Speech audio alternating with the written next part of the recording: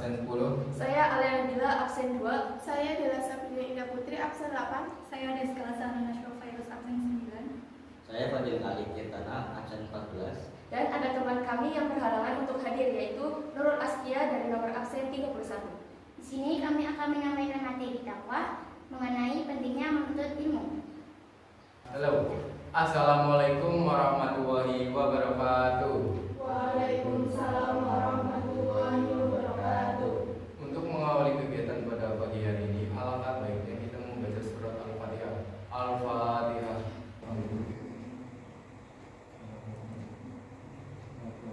Amin. Saudara-saudaraku yang berbahagia, marilah kita panjatkan puji syukur kehadirat Allah Subhanahu wa taala yang telah melimpahkan rahmat dan karunia kepada kita semua.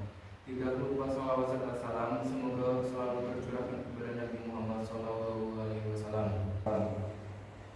Alhamdulillah kita bisa bertemu pada acara Yuk Ngaji Bareng. Pemirsa yang ada di studio dan yang ada di rumah, pernahkah gak sih kalian memperhatikan betapa Allah Subhanahu wa taala sangat memuliakan manusia dibandingkan makhluk lainnya? Salah satu bentuk kemuliaan manusia adalah diberikan akal untuk berpikir dan kemampuan untuk menuntut ilmu. Oleh karena itu, mari kita dalami bersama betapa pentingnya menuntut ilmu dalam Islam, agar kita dapat menjadi manusia yang bermanfaat bagi diri sendiri dan orang lain. Alhamdulillah, hari ini kita kedatangan dua orang narasumber yang akan membagikan ilmunya kepada kita semua. Mari kita berikan sambutan hangat untuk Alia Nabila dan Kaila Zakia. Tepuk tangannya semuanya.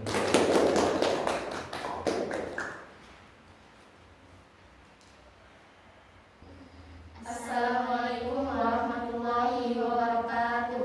Waalaikumsalam warahmatullahi wabarakatuh. Alhamdulillahirabbil alamin. Wassalatu wassalamu ala asrofil anbiya'i wal mursalin wa ala alihi wa sahbihi ajma'in. Amma ba'du.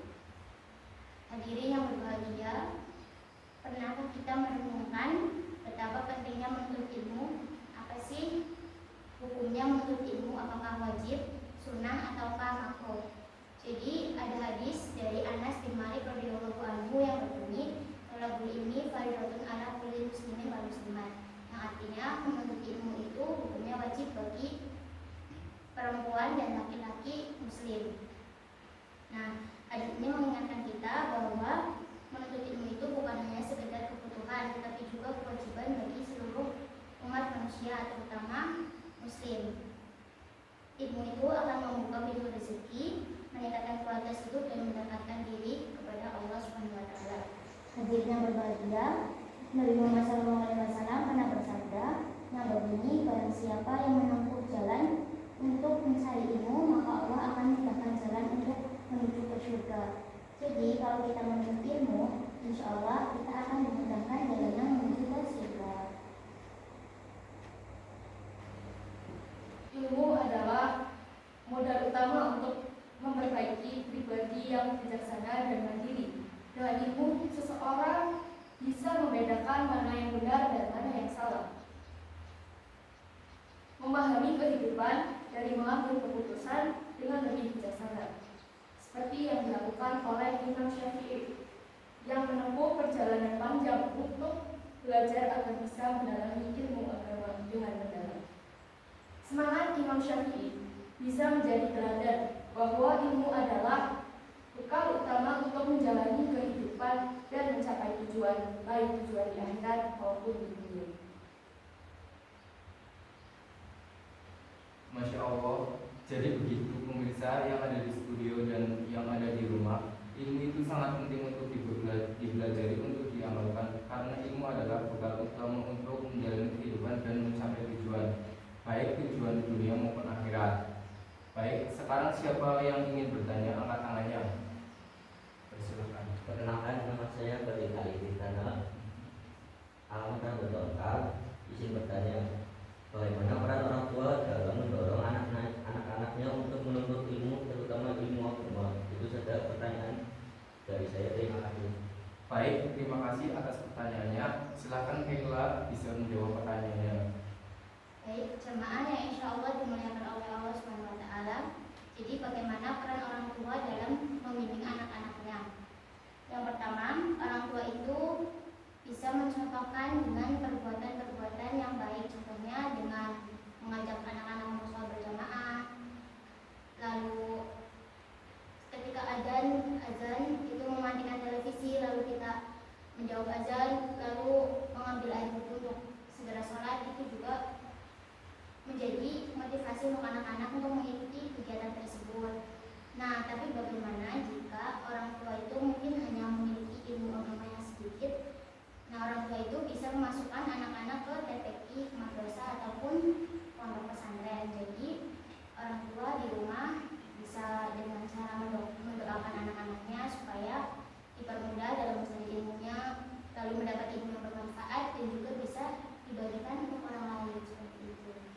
Masya Allah, jadi itu dia jawabannya ya jamaah. Jadi orang tua itu mempunyai peran yang sangat penting untuk anak-anaknya dalam menuntut ilmu. Terima kasih Kaila, silakan bisa duduk kembali. Masya Allah, jadi itu dia jawabannya ya jamaah. Jadi orang tua itu mempunyai peran yang sangat penting untuk anak-anaknya dalam menuntut ilmu. Terima kasih Kak Kaila atas jawabannya. Nah sekarang Kak Alia boleh jelasin nggak sih apa aja kelebihan yang diberikan Allah untuk orang-orang yang terus belajar, apalagi belajar dalam ilmu agama? Baik, terima kasih. Izin menambahkan jawaban dari kakak. Jamaah yang insya Allah dimuliakan Allah SWT. Apa saja kelebihan yang akan Allah berikan untuk orang-orang yang senantiasa menuntut ilmu yang terus-menerus, apalagi belajar ilmu agama? Yang pertama, dia akan diangkat derajatnya oleh Allah SWT, seperti yang terdapat dalam surat Al-Mujadalah ayat 11 yang berbunyi, A'udzubillahi minasyaitonirrajim, Bismillahirrahmanirrahim. Yarfa'illahu alladziina aamanu minkum walladziina utul ilma darajat. Wallahu bima ta'maluna khabir. Yang artinya Allah mengangkat orang-orang beriman di antara kalian dan orang-orang yang diberi ilmu beberapa derajat. Quran surat Al-Mujadalah ayat 11. Yang kedua, dia akan dimudahkan jalannya ke surga, bahkan menjadi janji dari Allah. Oleh karena itu, menuntut ilmu menjadi salah satu jalan yang bisa kita lakukan untuk menuju surga. Hal ini sebagaimana sabda dari Rasulullah SAW. Barang siapa yang menempuh suatu jalan untuk mencari ilmu, maka Allah memudahkan untuknya jalan menuju surga. Hadis riwayat Al-Bukhari dan Muslim. Yang ketiga, dia memiliki pahala yang kekal. Semua orang menginginkan tambahkan pahala setelah meninggal. Ilmu yang dimiliki akan menjadi ilmu yang kelak dan bisa bermanfaat, serta bisa menjadi tambahan amal yang kekal apabila diamalkan oleh para murid-murid dan atau orang-orang yang membutuhkan ilmu tersebut. Hal ini akan didapati bahwa orang yang bersungguh-sungguh dalam menuntut ilmu, sebab ilmu tersebut bukan hanya bermanfaat untuk dirinya, tetapi untuk orang lain juga. Jika seseorang meninggal dunia, maka terputuslah amalnya, kecuali 3 perkara, yaitu yang pertama sedekah jariah, ilmu yang bermanfaat, dan doa anak yang soleh. Hadis riwayat Muslim 1651. Terus apa sih hukumnya menyampaikan sebuah ilmu kepada orang lain? Islam itu sangat-sangat menganjurkan kita semua untuk menyebarkan, untuk berbagi ilmu kepada orang lain, karena sifat ilmu pengetahuan yang dimiliki seseorang ibarat obor yang menyala. Jika api obor itu disulurkan ke obor lain, akan ikut menyala. Api tidak berkurang, bahkan bertambah banyak sehingga semakin menerangi sekitarnya. Begitu juga ilmu pengetahuan yang dimiliki seseorang lalu diajarkan kepada orang lain, maka bertambah banyak dan dapat mencerdaskan masyarakat luas, seperti dalam hadis yang berbunyi, barang siapa menyampaikan satu ilmu saja dan ada orang yang mengamalkannya, walaupun yang menyampaikan sudah tiada atau tinggal, ia akan tetap memperoleh pahala. Hadis riwayat Al-Bukhari. Masya Allah, jadi itu dia jamaah ada di rumah dan di studio. Jadi ilmu itu ibarat obor yang kalau misalkan kita menyalakan apinya dan menyeluruhkan ke obor lainnya, maka api bertambah banyak. Begitu juga dengan ilmu pengetahuan. Semakin banyak kita menyebarkan ilmu, maka semakin bertambah pula cahaya yang menerangi kehidupan kita dan orang-orang di sekitar kita. Nah, sekarang siapa lagi yang ingin bertanya, angkat tangannya? Saya adalah Sabrina Indah Putri, alamat Radio Lokal. Bagaimana cara menuntut ilmu sesuai dengan tuntutan agama sehingga memperoleh ilmu yang bermanfaat? Itu saja pertanyaannya. Terima kasih. Baik, terima kasih atas pertanyaannya. Silakan Kak Alia dan Kak Kayla bisa menjawab pertanyaannya. Baik, izin menjawab pertanyaan dari Bella. Yang pertama, bagaimana sih cara menuntut ilmu sesuai agama sehingga memperoleh ilmu yang bermanfaat? Yang pertama, niat belajar karena Allah. Pas lagi belajar, kita harus benar-benar diniatkan karena Allah. Karena segala sesuatu yang diniatkan itu tergantung niatnya. Misalnya, ya Allah, aku belajar supaya ini bisa lebih dekat sama Engkau dan bisa ulang boleh. Jadi jamaah yang dulu.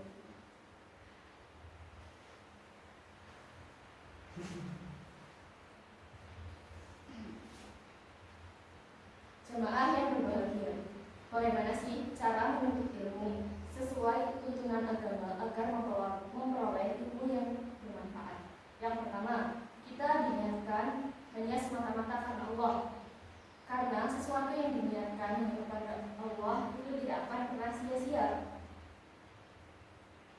Allah lebih baik, bukan cuma buat pamer atau dapat nilai bagus. Misalnya, ya Allah, aku belajar ini supaya bisa lebih dekat sama Engkau dan bisa membantu orang lain untuk mengajar. Nah, yang kedua itu jangan lupa berdoa minta petunjuk kepada Allah. Jadi kalau misalkan sebelum belajar kita wajib buat berdoa, karena takutnya kalau kita nggak berdoa, apa yang kita pelajari itu jadi sia-sia. Jadi jangan lupa buat berdoa terlebih dahulu. Yang selanjutnya, yang ketiga, belajar dengan sungguh-sungguh dan fokus dengan penjelasan guru. Misal kayak guru yang menjelaskan, kita jangan main handphone atau berbicara dengan teman sendiri. Nah, yang keempat itu kita harus menjauhi hal-hal yang dilarang oleh agama. Jadi kalau kita ingin mendapat ilmu yang bermanfaat, ilmu yang berkah, kita harus menjauhi hal-hal yang dilarang agama. Contohnya, jangan mencontek, jangan berbohong, dan juga jangan ngomongin orang lain, karena itu bisa menghambat ilmu kita menjadi berkah. Seperti itu. Selanjutnya, jangan sombong dan harus tetap rendah hati. Walaupun kita sudah pintar dan kita tidak boleh sombong, kita harus mengajari orang-orang yang mungkin masih belum paham. Seperti yang tadi kita katakan, ilmu akan menjadi lebih berkah apabila kita menyebarnya kepada orang lain, sehingga ilmu yang kita miliki tidak akan pernah sia-sia. Masya Allah, itu dia jamaah beberapa hal yang harus diperhatikan agar kita bisa mendapatkan ilmu yang bermanfaat. Nah, jamaah yang insya Allah dimulaikan Allah Subhanahu Wa Taala, demikianlah acara kita pada hari ini. Semoga ilmu yang telah kita peroleh dapat bermanfaat bagi kita semua. Saya selaku MC pada acara Yuk Ngaji Bareng mengucapkan terima kasih atas perhatiannya dan partisipasinya. Mohon maaf sebesar-besarnya jika ada tutur kata yang kurang berkenan. Mari kita akhiri acara ini dengan mengucapkan syukur. Alhamdulillahirabbil alamin. Wabillahi taufiq wal hidayah. Wassalamualaikum